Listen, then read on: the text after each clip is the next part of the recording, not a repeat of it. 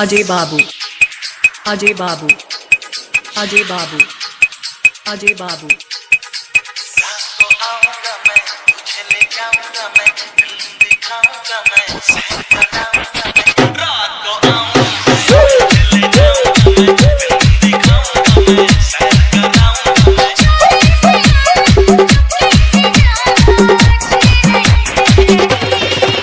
मुझसे शादी करोगी मुझसे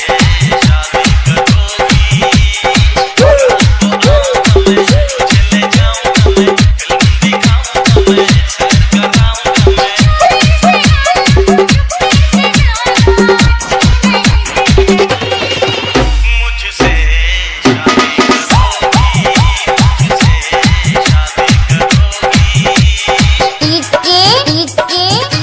अजय बाबू अजय बाबू अजय बाबू अजय बाबू शादी का वादा है ना समझो फन है